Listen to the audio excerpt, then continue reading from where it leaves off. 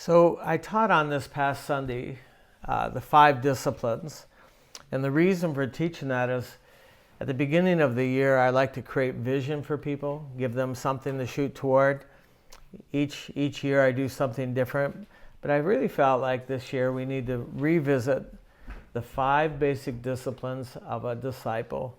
And from the beginning of the church, all over the world, Christians are pursuing these 5 disciplines.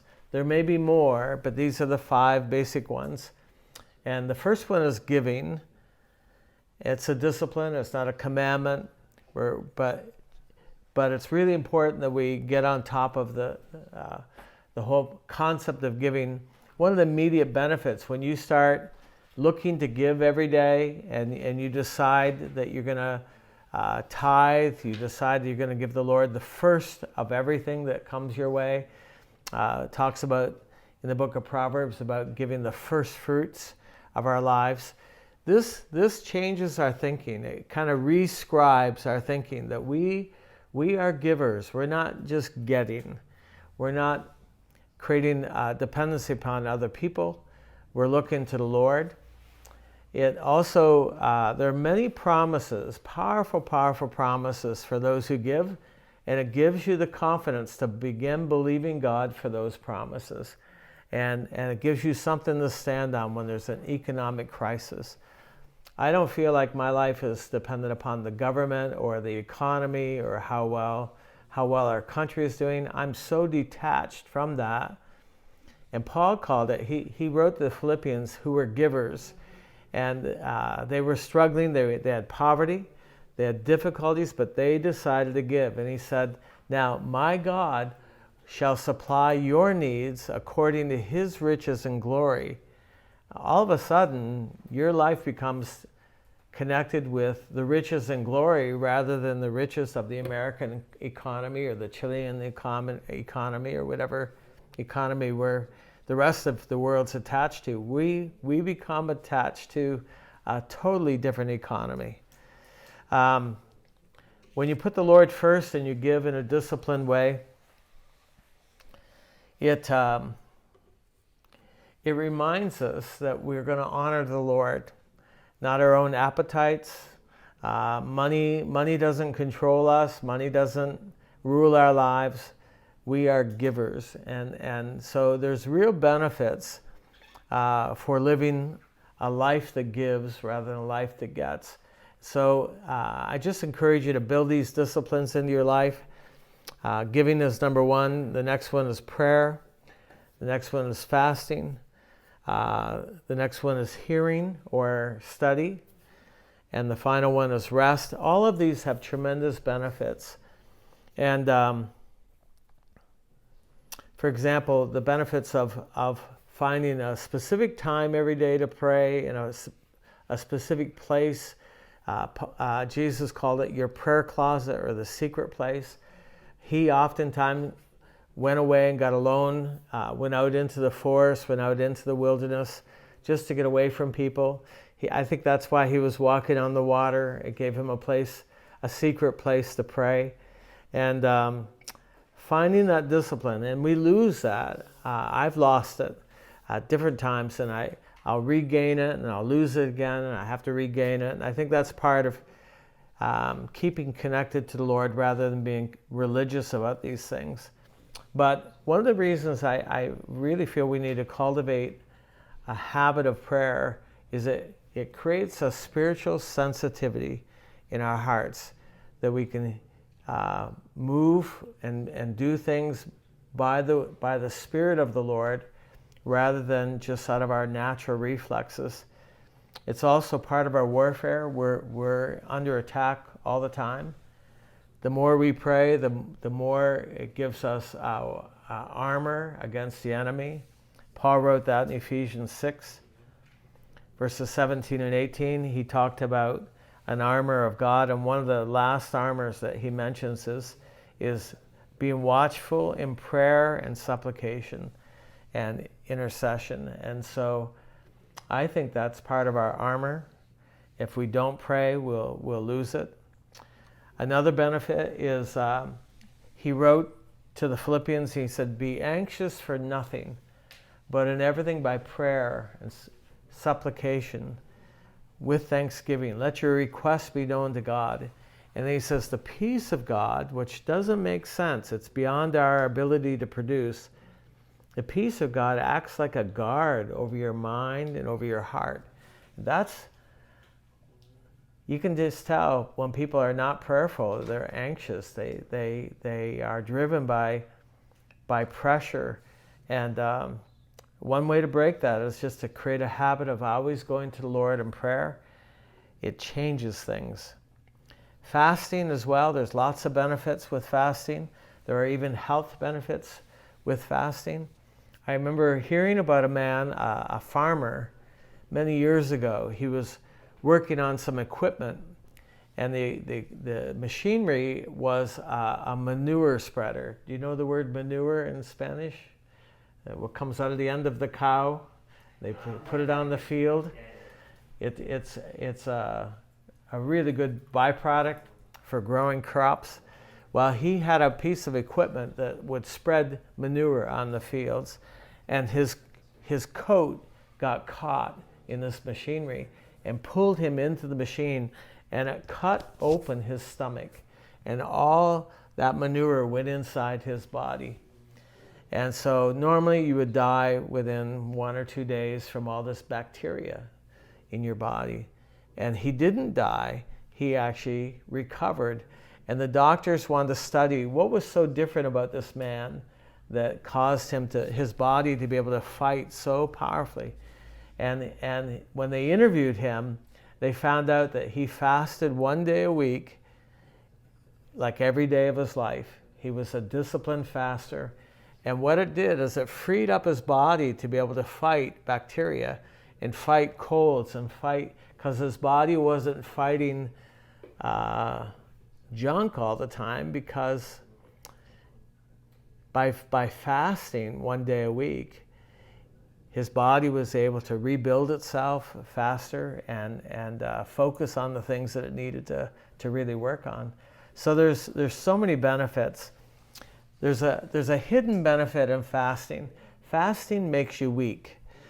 When I fast, I don't have the same energy level. I just feel weak. I don't know how else to explain it. But John the Baptist fasted all the time. And I think what happened is he became addicted to being weak. Because when you're weak, then the power of God comes upon you. And he lived a fasted life to keep in the power of God. And there is something to that I think after a while you just look every day, what can I fast today? What can I say no to that my flesh really wants? And I think there's power in that. I think it's the way to the more powerful spirit-filled life. Of course, the rest of resting, there's lots of benefits in resting that people don't really get to explore. In Isaiah, he talks about calling the Sabbath a delight.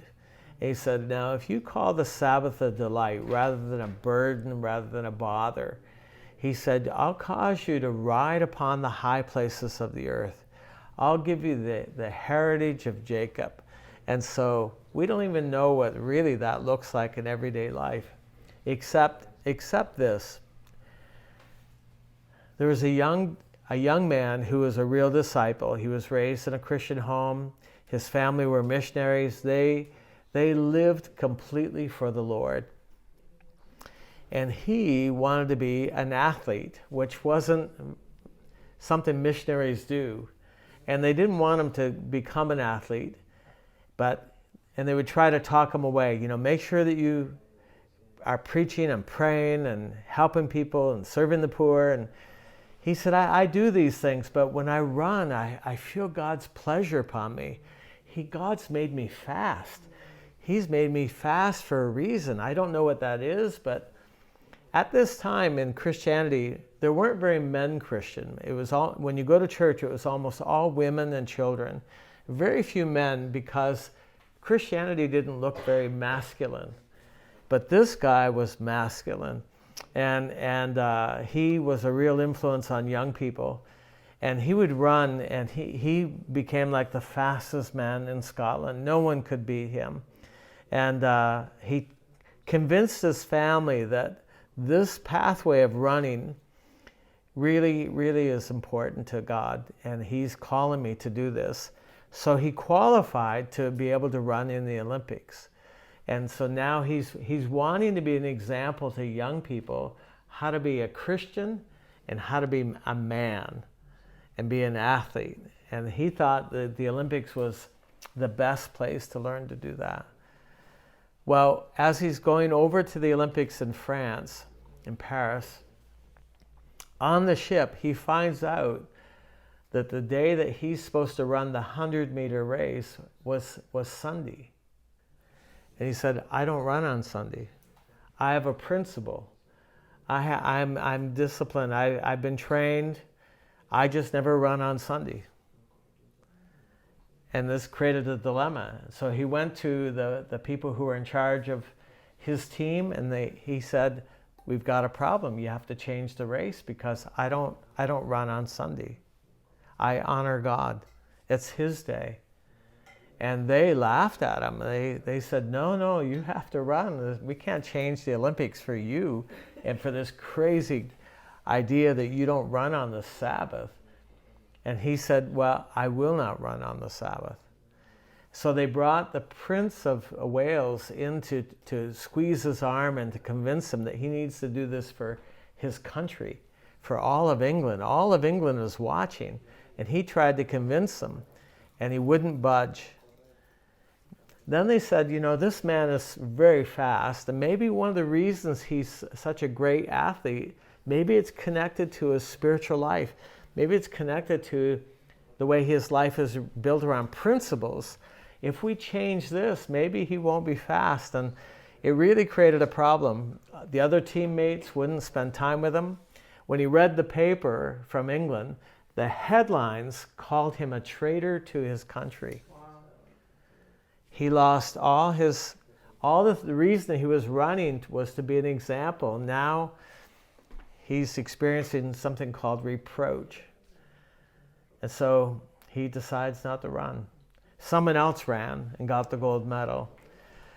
So he found out that there was another race another day of the week, but it was the 500 meter. He'd only trained for the 100 meter, but he decided he qualified for the 500 meter race. Just as he's getting ready to race, this man came up to him on the track and gave him a little note.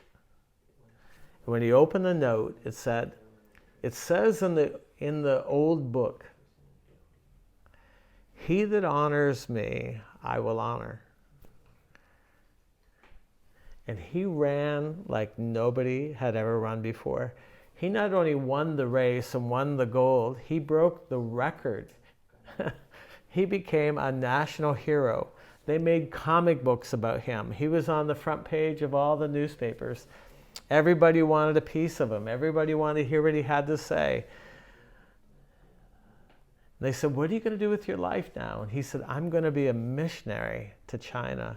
Well, he just became a hero to so many people because I think what happened is he put a discipline about resting above the opinions of people, and God caused him to ride upon the high places of the earth. And I think there's something to this. There's benefits that we can't really even fully understand.